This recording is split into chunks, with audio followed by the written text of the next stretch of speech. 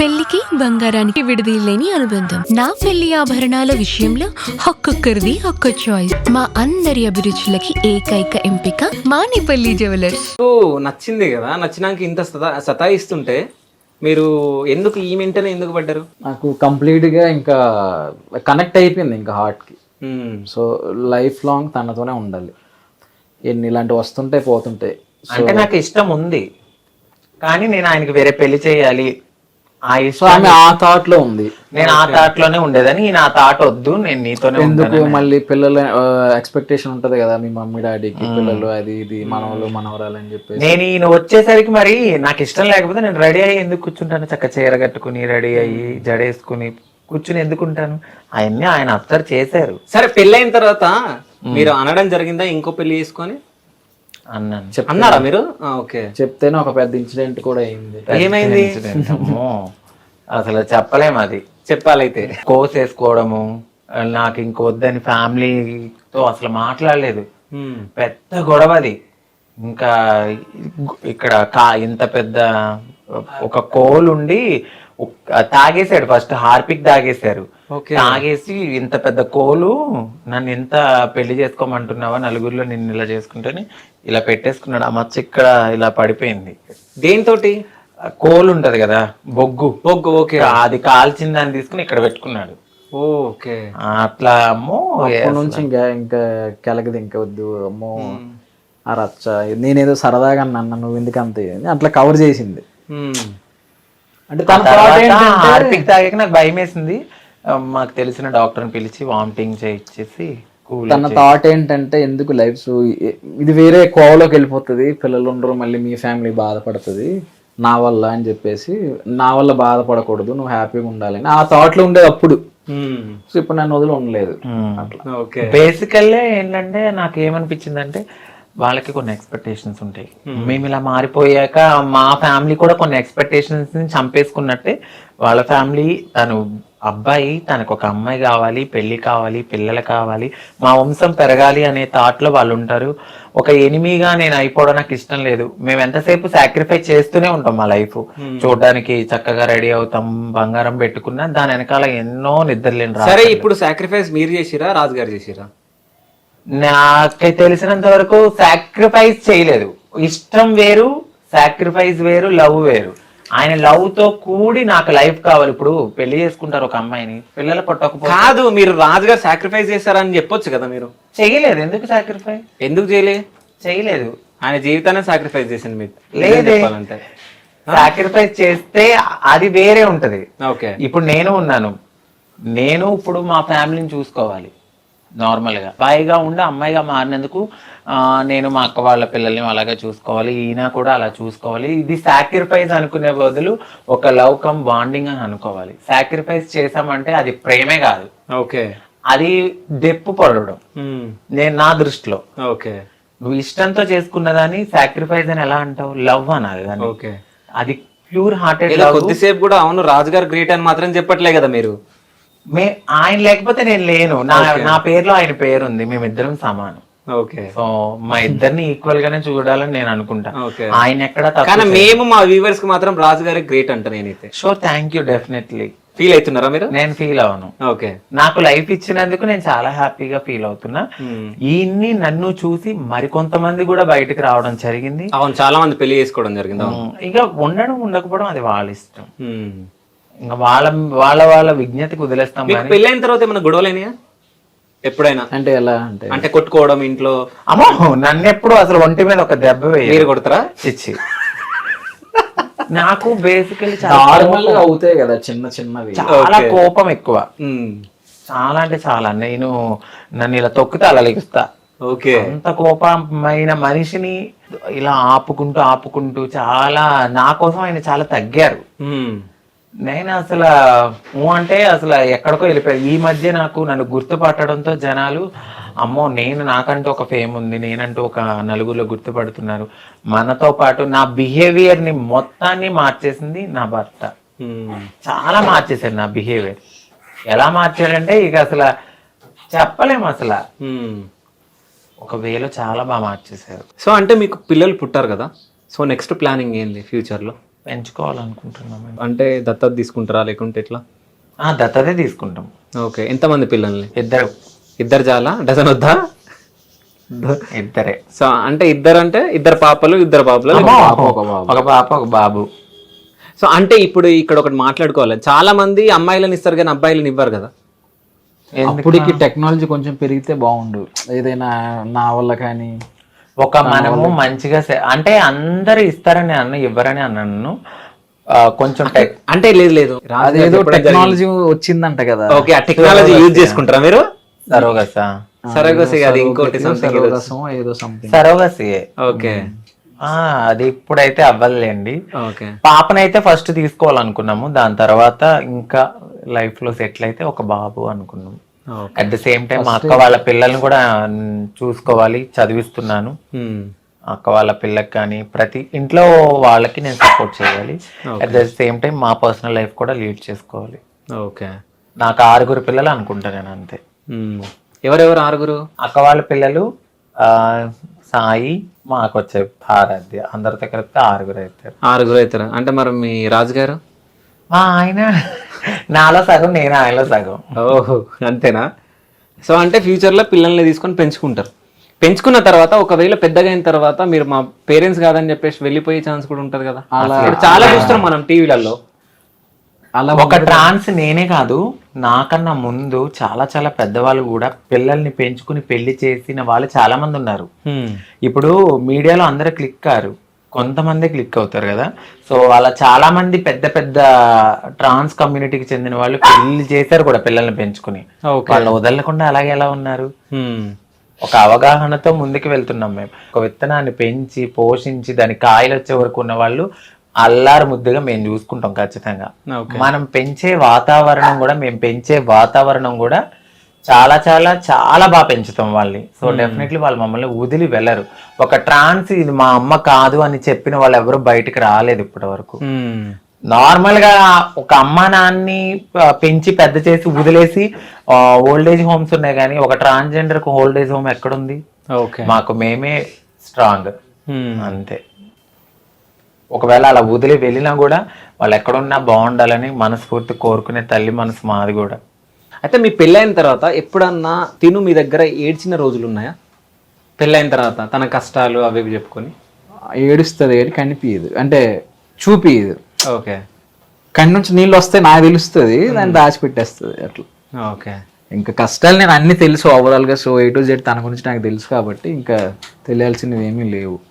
మామూలుగా అదే కొంచెం ఇప్పుడు ప్రెషర్ ఎక్కువ అయింది, కొంచెం ఇల్లు కొంచెం హెవీ బడ్జెట్ అయిపోయింది కదా. సో బంగారం అది ఇది పెట్టి తను ఇష్టంగా కొనుక్కునే బంగారం పెట్టుకుంది కదా. సో అది ఇది గుర్తొచ్చి కొంచెం అప్పుడప్పుడు స్ట్రగుల్స్ అవి గుర్తొచ్చి ఏడుస్తుంటది. అయితే పెళ్ళి అప్పుడు మీ ఇంట్లో ఒప్పుకోలేరు కదా? ఎవరు లేదు, లేరు అని అనలేదు, కానీ నీ ఒప్పుకున్నారు. నువ్వు తీసుకున్న డిసిషన్ ఒప్పుకున్నారు. మా వారిని నన్ను కూడా యాక్సెప్ట్ చేశారు. వాడు ఏదైనా ఒకటి అనుకున్నాడు అంటే అమ్మ చేసుకుంటానంటాడు, చేసుకోకుండా అయితే ఉండడు. బట్ మేము ఇప్పుడున్న సిచ్యువేషన్ లో మాకు ఒక అమ్మాయి ఉంది, రాలేము, కొంతమందిని పంపిస్తున్నాము, కొన్ని రోజుల తర్వాత మనం కలుద్దాము అని అలా మాట్లాడుకుంటూ ఫోన్ లో మాట్లాడుకుంటూ జరుగుతుంది. సో రాజుగారి కంటే ముందు మిమ్మల్ని ఎంతమంది లవ్ చేశారు? లేదండి, అస్సలు నా మైండ్ మీరు కాదు, మిమ్మల్ని ఎంతమంది లవ్ చేశారా అని అడిగా. ప్రపోజల్స్ వచ్చాయి కానీ నేను అసలు ఎంత ప్రేమించడం యాక్సెప్ట్ చేయలేదు. ఆ నిమిషం ఉండే ఎలా ఉంటారో మనకు తెలియదా చెప్పండి. నేను అసలు ఎప్పుడు పట్టించుకునేదాన్ని కాదు. ఓకే. వాళ్ళ పెదవులు ఒకటి చెప్తే వాళ్ళ చూపు ఒకటి చెప్తుంది, అప్పుడే అర్థమైపోతుంది. సో అంటే మీకు అర్థమైపోతుంది ఎవరేంటి అనేది అసలు. ఓకే. సో మీకు పాస్ట్ లవ్ ఏమన్నా ఉందా? పాస్ట్ లవ్ అంటే ఏమంటారు దాన్ని? ఉందంట, లవ్ అన్నారు దాన్ని. ఇప్పుడు మామూలుగా అమ్మాయిల వెనక్కి తిరగడం అది జరుగుతుంది కదా, అవి జరిగితే ఎవరికైనా ఎవరి లైఫ్ లోనే జరిగేది. అది దాన్ని లవ్ గా పరిగణించడం అనేది నేను ఒప్పుకోను. దాని లవ్ అని పిలవరు. లవ్ కు ఒక విలువ ఉంటది, సాక్రిఫైస్ ఉంటది, లవ్ ఉంటది, అది వేరే ఫీలింగ్ అది. సో ఆ తిరగడాన్ని ఇది లవ్ ని ఒకటి చేయలేం. ఓకే. సో ఏమంటారు అది ఏదో టైప్ టైప్ అది. ఓకే. అంటే మొత్తానికి అయితే మీరు ఏదో బెదిరించో ఏదో చేసి మీరు పెళ్లి అయితే చేసుకున్నారు, అంతేనా? ఎవరిని బెదిరించి? బ్లాక్ మెయిల్ చేసి? అలా లేదు, ఫుల్ తన మనస్ఫూర్తిగానే జరిగింది. అది నా కొంచెం ఇబ్బందిగా అనిపించింది. ఓకే. కొంచెమే తాగానులేండి, అప్పటికే తలుపులు కొట్టేసి తీసుకొచ్చేసరి. ఓకే. ఎక్కువ తాగితే ఏమయ్యేదో కానీ కొంచెం వెళ్ళింది. అంటే మీ మీద ఎంత లవ్ ఉంది కదా రాజుగారికి, సో అంటే ఒకవేళ మీరు నో చెప్పిన ఉంటే ఏమైతుండే రాజుగారు? అంటే ఎప్పుడన్నా ఒకసారి ఊహించుకున్నారా మీరు అది? అంటే లవ్ చేసి మోసం చేసి వదిలేస్తే ఆయన వేరే డిప్రెషన్లోకి వెళ్ళిపోయి ఉండే. ఒకవేళ నేను అలాగే గనక లవ్ చేయకుండా కంటిన్యూగా అలా అనుంటే మేబీ ఎవరైనా లీవ్ చేసి వదిలేస్తారు కదా, బాధపడుతూ. నేను అలాగే అనుకునేదాన్ని, కానీ లవ్ చేసి మోసం చేసి వదిలేస్తే తప్పు. ఓకే. సో అంకిత గారు ఫస్ట్ అబ్బాయి లాగా ఉన్నప్పుడు ఎలా ఉండే, ఏ హీరో లాగా ఉండే? నిజం చెప్పండి. సరే మీరు చెప్పకండి, సో రాజు గారు చెప్తారు. హీరో లాగానా? జస్ట్ అంటే హీరో లుక్ అని ఉండే. అంటే ఇందాక మీరు చూసారు కదా, మీకు ఏమైనా అనిపించిందా ఏదైనా హీరో విజువల్ ఎట్లా వెళ్ళింది? కనిపించింది నాకు, రాజు గారు లాగా అనిపించారు. నిజమా? అవును, కొంచెం ఫేస్ కట్. మా వారు విరాట్ కోహ్లీలా కనపడతారు. అవును, కొంచెం లుక్ ఉంది. అవును, అదే ఉంది. అవును, కానీ అంటే మీకేమన్నా అనిపించిందా, ఎవరి లుక్ లాగా అనిపించింది అంకిత గారి ఫోటో చూస్తే? అబ్బాయి లాగా? నాకు హీరో లుక్ లో నాకు వేరే వాళ్ళతో కంపారిజన్ రాలేదు. హీరోయిన్ లుక్ వచ్చిందా ఏంది? లేదు, నేను ఎప్పుడు చూసానో తెలుసు ఆ ఫోటో. నాకు తెలిసి ఆయన అసలు ఆ ఫోటో ఒకప్పుడు ఇక్కడ ఉండే, అది నార్మల్ అసలు వద్దు ఆ ఫోటో, నేను చూడను. ఓకే, నాకు ఇష్టం లేదు అలాంటిది, నేను చూడను. నేను ఎలా చూశాను, నన్ను ఒక అమ్మాయిగా చూశారు ఆయన. ఆయన థాట్ అట్లనే ఉంటది. ఆ ఫోటో అప్పుడు అక్కడ పెట్టడానికి అక్కడ కారణమైంది. ఓకే, అంటే తీపిచ్చేసిండు. కొద్ది రోజులు దాన్ని రివర్స్ కూడా చేసి పెట్టా ఆ ఫోటోని, మళ్ళీ ఎవరు మళ్ళీ తిప్పారు దాన్ని. ఓకే, అయితే అబ్బాయి నుంచి అమ్మాయిగా చేంజ్ అవ్వాలంటే చాలా కష్టం, అవునా? ఎన్ని స్ట్రగుల్స్ పడ్డారు మీరు? నేనైతే ఫస్ట్ ఒక వివక్షత అనేది మనం ఎదుర్కొంటామని మనం ఫస్ట్ పెట్టేసుకోవాలి. మనం ఎప్పుడైతే మారుతామో అప్పుడు ఫ్యామిలీ లైఫ్ని, పర్సనల్ లైఫ్ని ప్రతి ఒక్కటి సాక్రిఫైస్ చేయాలి. ఇంకా ట్రాన్స్ కమ్యూనిటీతోనే బ్రతకాలి, అది మైండ్లో పెట్టుకోవాలి. ఇంకొకటి, డబ్బు కోసం అయితే మేము అసలు ఆ మైండ్ సెట్తో రాము.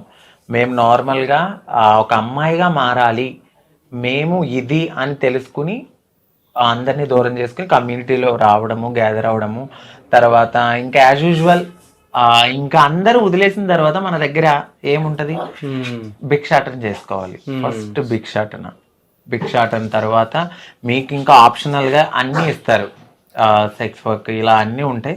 మనం తీసుకునే దాన్ని బట్టి ఉంటది. అంటే మీకు ఆప్షనల్ గా ఇస్తారా? అంటే నువ్వు అంటే ఎవరు ఫోర్స్ చేయరు నాన్న, మనకుండే వృత్తులు ఇవి, మనం ఇవి తప్ప మనం ఏమి చేయలేం, మీ ఇష్టం, మీరు చేయగలను, మీరు ఉండగలను, మేము అమ్మాయిగా మారాలి అనుకుంటే మనకి ఈ ఆప్షన్సే ఉన్నాయి. లేదు మేము లైఫ్లో జాబ్ చేసుకుని బ్రతకాలనుకుంటే మీ ఇష్టం అని చెప్తారు. ఓకే, ఎవరికి నచ్చింది వాళ్ళు చేసుకుంటారు. నేను బెగ్గింగ్కే వెళ్ళాను. అంటే మీ దాంట్లో బెగ్గింగ్ వెళ్ళే వాళ్ళు బెగ్గింగ్కి వెళ్తారు, సెక్స్ వర్క్ వెళ్ళే వాళ్ళు సెక్స్ వర్క్ వెళ్తారు, ఇంకేముంటాయి వర్క్స్? షాప్ ఓపెనింగ్స్, ఈ 3 ఇంకేమైనా ఉంటాయా? అంతే. సో అంటే మీలో చాలా మంది ఎడ్యుకేటెడ్ పర్సన్స్ ఉన్నారు, చాలా మంది కదా. సో వాళ్ళని ఎప్పుడైనా మీరు అప్రోచ్ అయినప్పుడు ఏం చెప్తారు వాళ్ళు మీకు? అంటే సెక్స్ వర్క్ అది వద్దు అని చెప్పారా? లేదు, యాక్చువల్లీ MBA అయిపోయింది కాబట్టి నాతో ఏం చెప్పారంటే, జాబ్కి నేను ట్రై చేశా ఇక్కడ గచ్చిబౌలిలో. అప్పట్లో లేడీస్కి సంబంధించి జాబ్స్ గురించి అని చెప్పి ట్రాన్స్ కూడా తీసుకున్నారంటే కొన్ని ఇంటర్వ్యూస్ అటెండ్ అయ్యాము. ఆ జీతం వచ్చి 7,000 అట్లా ఉంటుంది. ఆ 7,000కి నేను ఎలా బ్రతకాలి? ఇప్పుడు ఒక ఫ్యామిలీతో కలిసి ఉండే నేనైతే ఆ 7,000కి నేను బ్రతకగలను, ఆ 7,000లో నేను బ్రతకలేను. నేను ఇటు సర్జరీలు చేయించుకోవాలి, ట్రీట్మెంట్స్ తీసుకోవాలి, హార్మోన్స్ తీసుకోవాలి, థెరపీస్ తీసుకోవాలి, అన్నీ ఉంటాయి మాకు. ఇవన్నిటి మీద 7,000కి నాకు అవ్వదు కదా, రెంట్ ఎక్కడ కట్టుకోవాలి? నేను ఈ వర్షంలో వెళ్తానంటే ఆ 7,000కి ఎక్కడ రెంట్కి ఇస్తారు? ఇంక నేను ఏం చెయ్యాలి? ఆప్షనల్గా నాకు అవ్వద్దు. సో నేను బెగ్గింగ్కి వెళ్తాను, నేను ఎంతో కొంత తెచ్చుకుంటాను. అలా నేను బెగ్గింగ్కి అయితే మాకు ఫస్ట్ ఆఫ్ ఆల్ అన్ని డోర్లు మూసేసుకున్న తర్వాత ఈ వేనే మేము వెళ్తాం. కావాలని అయితే ఆ వేకి అసలు వెళ్ళాలనుకోం. సో మీ ఖర్చు అంతా ఎవరు భరించారు? రాజుగారా? లేదు, తనే మొత్తం. ఆయన నా లైఫ్ లోకి రాకముందే, నేను అన్ని అయిన తర్వాతే ఆయన నాకు లైఫ్ లోకి వచ్చారు. దాని తర్వాత అసలు మీకు ఎప్పుడు మనీ పెట్టలేరా హాస్పిటల్కి? ఇంకేముంటాయి? ఇంకేం లేదే. పెళ్లి తర్వాత ఏం చేసుకోవాలి ఇంకా? ఓకే. ఆయన రాకముందే నేను అన్ని నాకేమేమి అవసరం అన్ని చేయించేసుకున్నాకనే ఆయన నా లైఫ్ లో చూసా అప్పుడు. ఓకే. అంటే ఇప్పుడు సర్జరీ చేయించుకున్న తర్వాత పెళ్లి తర్వాత ఏమైనా ప్రాబ్లమ్స్ వచ్చినాయా మీకు? రాలేదండి. ఓకే. అంటే వస్తాయా ఎవరికన్నా? ఓకే. అలా వచ్చి చనిపోయిన వాళ్ళు కూడా రావచ్చు. అది లైఫ్ స్పాన్ ఏంటంటే ఇన్ని సర్జరీలు అయితే బాడీ తట్టుకోలేదు కదా. ఎనాస్థేసియా ఎక్కువ తీసుకునే కొలది మన బాడీ కంట్రోల్ అనేది మనలో ఉండదు. ఇప్పుడు నేను చూడడానికి కొంచెం దిట్టంగా ఉన్నానా, నాకు ఆ చేతిలో ఓపిక గానీ అంత తక్కువ ఉంటది. సర్జరీ అవ్వగానే ఒక అమ్మాయికి ఎలా అయితే పిల్లలు పుట్టినప్పుడు ఆ బ్లడ్ పోయి అన్ని పోయి ఎలా ఉంటుందో మేము కూడా అంతే. లిటరల్లీ కొద్దిగా ఇప్పుడు వెన్నుపూసకి మాకు ఇంజెక్షన్స్ ఇస్తారు, ఆ నడు నొప్పి ఉంటది, ప్రతిదీ పెయిన్ తోనే. ఒక ముళ్ళ బాటలో నుంచి గులాబీ ఎలా అవుతుందో మేము కూడా అంతే. ఓకే. సో ఆ గులాబీని రక్షిస్తున్న రాజుగారా? అంతే, అలాగే చెప్పాలి.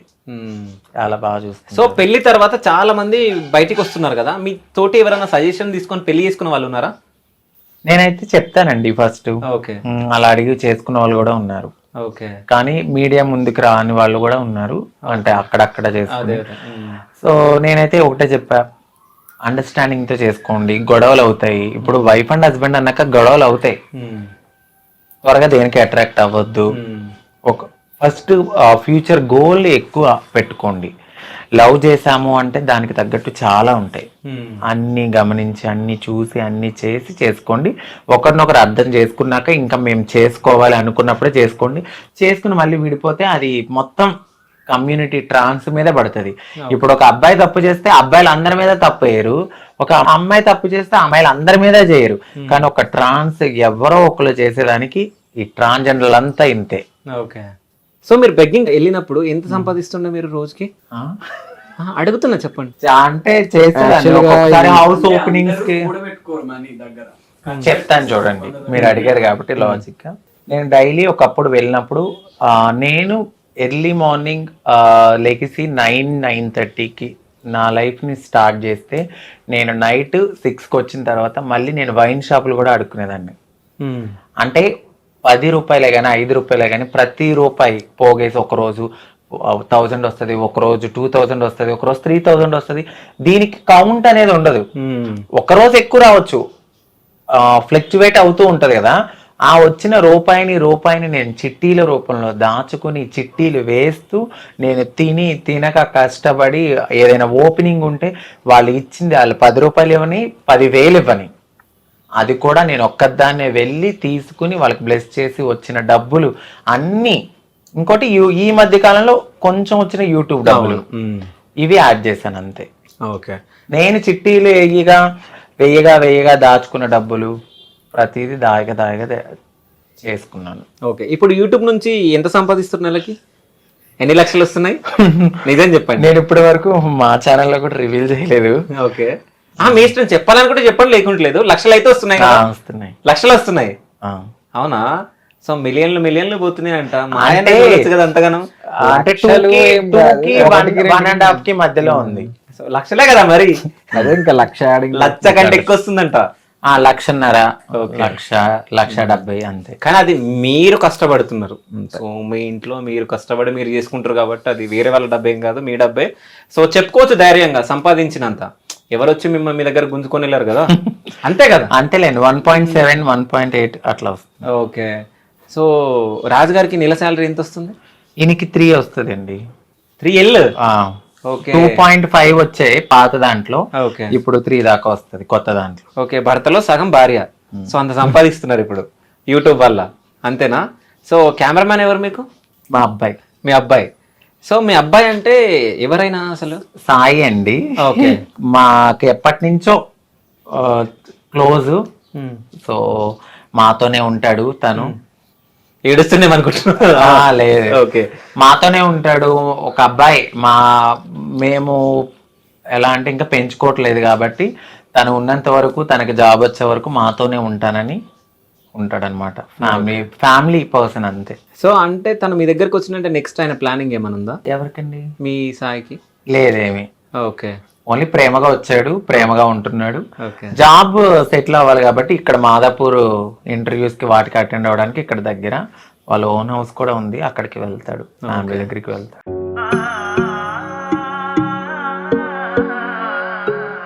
మనసైన మేని ఛాయా బంగారమే,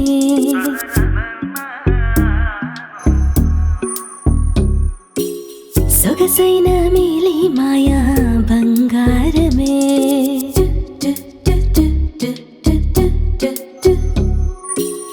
అనుబంధాల హారం బంగారమే, అనురాగాల తీరం బంగారమే, నవ్యమైన నాణ్యమైన స్వచ్ఛమైన మానేపల్లి బంగారమే. తరతరాలుగా తరగని స్వర్ణ బంధాలు మన మానిపల్లి జ్యువెలర్స్.